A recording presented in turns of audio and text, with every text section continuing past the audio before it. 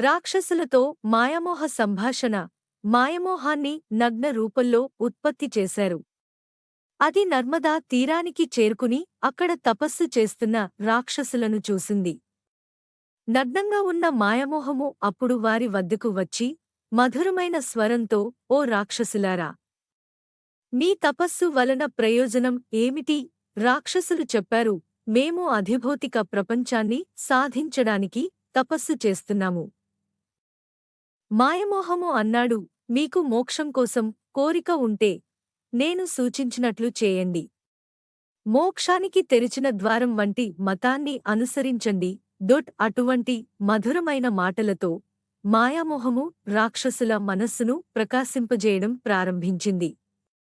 మాయామోహ వారిని మరింత గందరగోళానికి గురిచేసింది. ఓ రాక్షసులారా! మీరు మోక్షం కోసం లేదా స్వర్గంలో స్థానం కోసం కోరుకుంటే జంతువులను త్యాగం చేయడం మానేసి జ్ఞానోదయం పొందండి.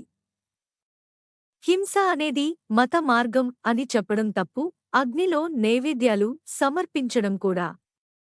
వందల కొద్దీ మహాయాగాలు చేసి ఆ పదవిని పొందిన చెక్కు తినాల్సిన ఇంద్రుడి కంటే పచ్చి గడ్డి తినే జంతువు కూడా మేలు.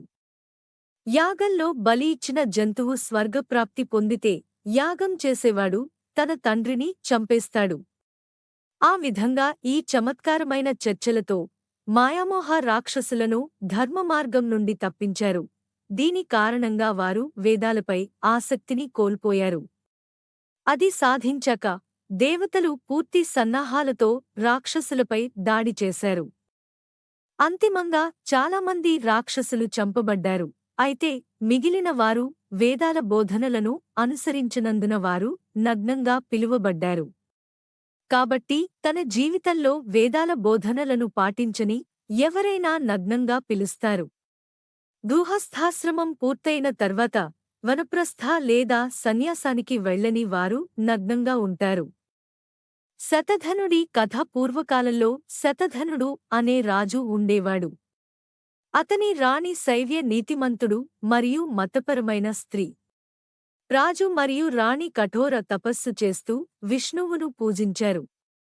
కార్తీకమాసంలో పౌర్ణమి రోజున రాజు మరియు రాణి స్నానం చేసి గంగానది నుండి బయటకు వస్తుండగా ఎదురుగా వస్తున్న ఒక వేషధారి బ్రాహ్మణుడు కనిపించారు.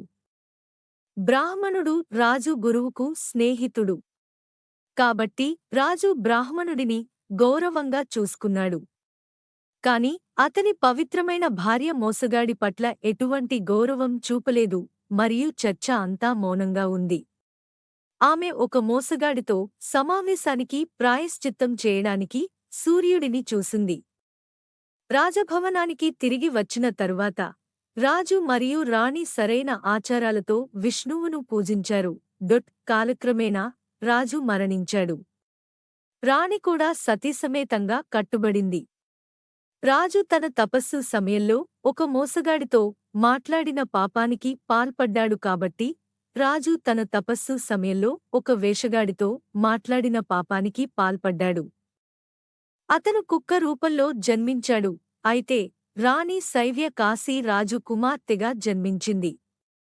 ఆమె చాలా అందంగా ఉంది మరియు ఆమె పూర్వ జన్మ గురించి ప్రతిదీ తెలుసు.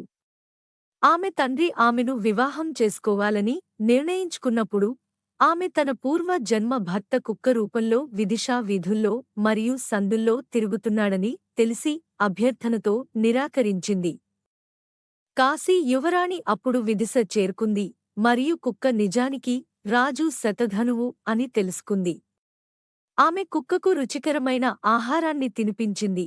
అది కుక్క తన తోకను ఓపడం ప్రారంభించింది మరియు యువరాణి ముందు వినయం చూపించింది. యువరాణి కుక్కకు నమస్కరించి, తపస్సు చేస్తున్నప్పుడు ఒక మోసగాడితో మాట్లాడిన పాపం కారణంగా అతను కుక్కగా జన్మించవలసి వచ్చిందని దానికి మొత్తం వివరించింది. ఆ విధంగా యువరాణి గుర్తుచేస్తూ కుక్క తన పూర్వ జన్మ సంఘటనల గురించి చాలాసేపు ఆలోచించింది. అతను చాలా విచారంగా ఉన్నాడు. అతను పట్టణ శివార్లలో కుక్క రూపాన్ని వదులుకున్నాడు. అతని తరువాతి జన్మలో అయితే అతను నక్కగా జన్మించాడు.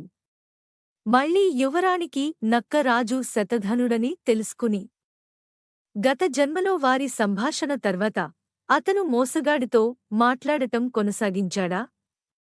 అప్పుడే శతధనుడు తన తప్పు తెలుసుకున్నాడు. అనంతరం ఆమరణ నిరాహార దీక్షను పాటించారు. కాని అతని తరువాతి జన్మలో అతను తోడేలుగా జన్మించాడు.